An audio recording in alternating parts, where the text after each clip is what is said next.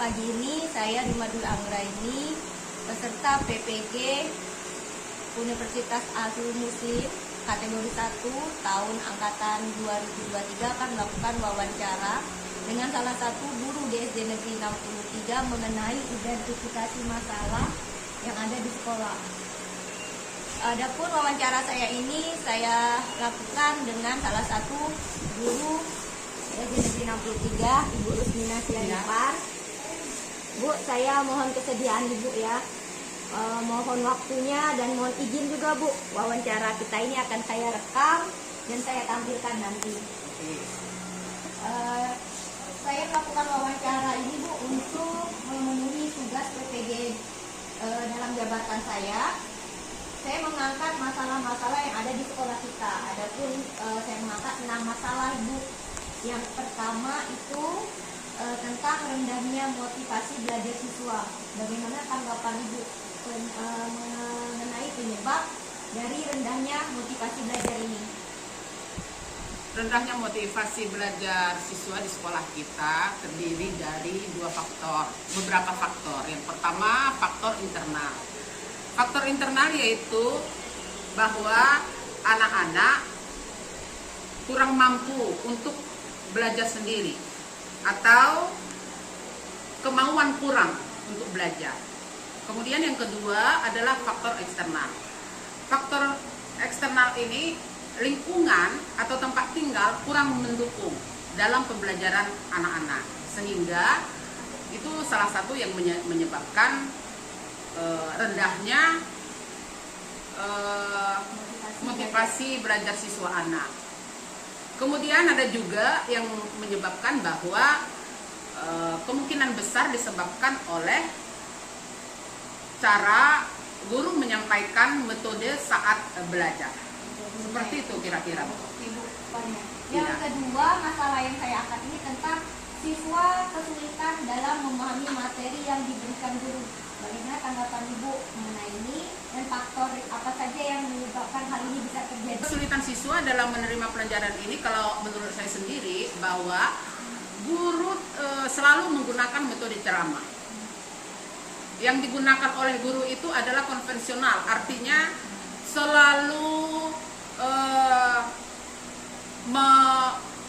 memberikan pembelajaran itu dengan metode ceramah, mengulang-ulang, mengingat-ingat fakta. Jadi dengan demikian, kemauan anak-anak kurang berminat dalam pembelajaran tersebut. Jadi yang digunakan guru adalah konvensional.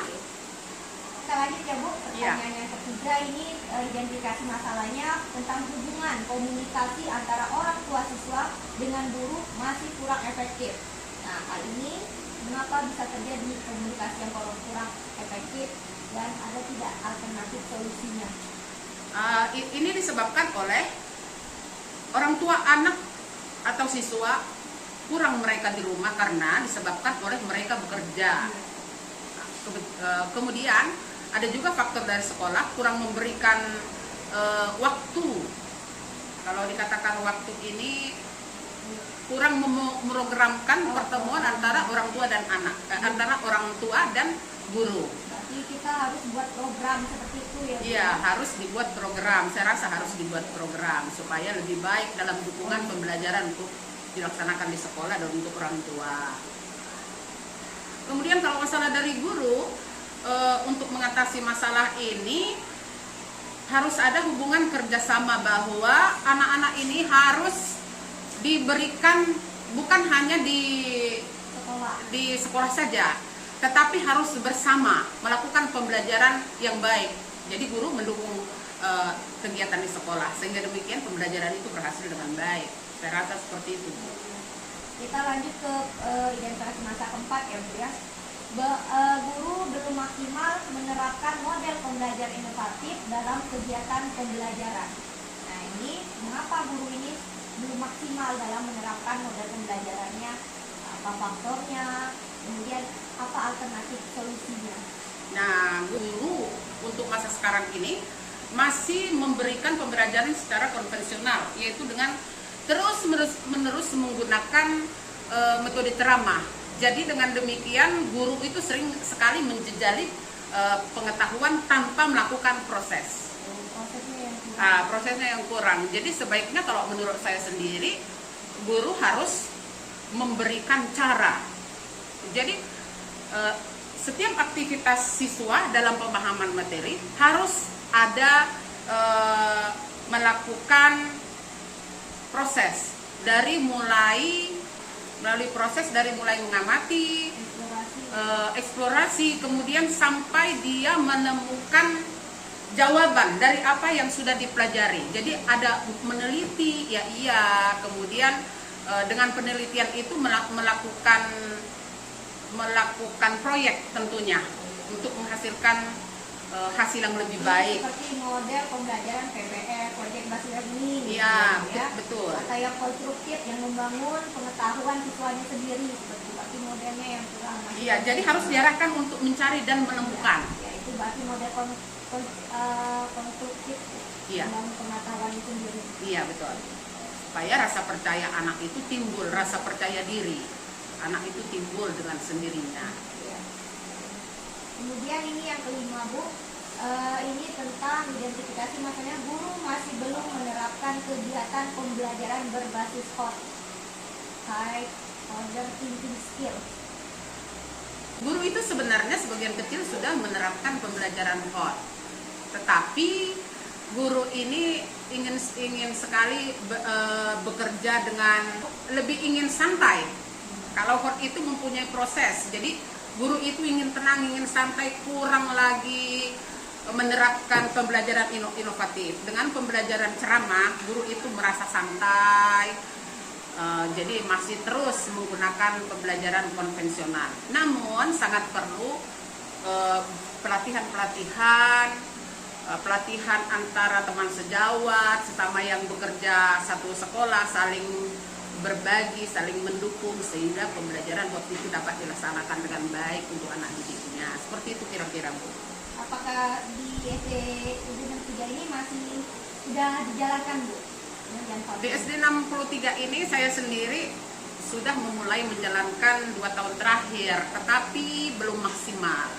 Saya juga masih harus belajar lebih banyak untuk belajar dan belajar terus bagaimana menerapkan pembelajaran secara hot. Merupakan suatu tantangan bagi saya sendiri. Saya menyadari bahwa masih kurang memberikan pembelajaran hot, penerapan pembelajaran hot untuk anak didik. Seperti itu kira-kira. Pelatihan untuk hot ini harus ditingkatkan. Harus ditingkatkan pelatihan hot ini, bukan untuk kelas atas, tapi dimulai dari kelas rendah supaya pembelajaran kita baik, khususnya di Indonesia, supaya lebih maju. Seperti itu kira-kira, Bu.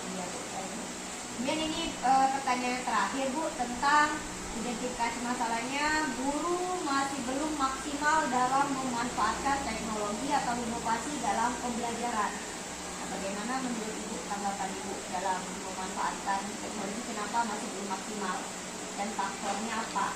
Terdapat beberapa masalah yang dihadapi di sekolah kami sendiri, bahwa yang pertama kurang sarananya. Sarana di sekolah ini masih sangat kurang, Bu, di sekolah kita ini.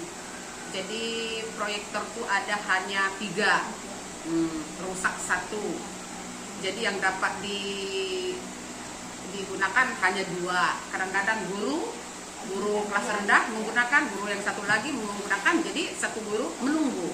Maka terjadilah seringkali guru itu menggunakan metode ceramah.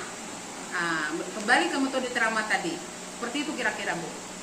Berarti hanya terkait dengan penggunaan proyektor ya, Bu, ya? Iya. Kalau di sini wifi-nya bagaimana, Bu? Syukurlah kalau di sini wifi-nya bagus, baik wifi-nya, cuma masih kurang alat teknologinya yang masih kurang, kira-kira seperti itu. Pelatihan juga kurang. Iya, pelatihan juga kurang. Kira-kira seperti itu, Bu. Jadi yang harus disiapkan sekolah juga, yang pertama peran kepala sekolah. Nah, kemudian membuat program sekolah yang kolaboratif supaya sekolah ini maju. Kemudian mulai praktik baik, mendorong guru-guru untuk melaksanakan pembelajaran inovatif, membiasakan refleks. Kemudian meningkatkan kompleks guru secara menyeluruh guru di sekolah ini. Kira-kira seperti itu, Bu. Ini harus ada juga peran kepala sekolahnya ya, Bu. ya. Iya, guru harus berperan. Guru kepala sekolah harus berperan aktif. Terima kasih Ibu ya, saya mungkin sudah bisa menarik garis besar dari masalah-masalah yang hasil dari wawancara Ibu ini. Untuk waktu yang sudah Ibu berikan, saya ucapkan terima kasih. Terima kasih, sama-sama Bu. Ya, kesediaannya terima kasih. Nanti juga saya minta izin lagi Bu untuk menampilkan hasil wawancara kita ini. Oke. Untuk melengkapi tugas saya. Iya, mudah-mudahan tugasnya lancar, kuliahnya berjalan lancar, selesai dengan baik. Terima kasih ya Bu ya. Iya, sama-sama.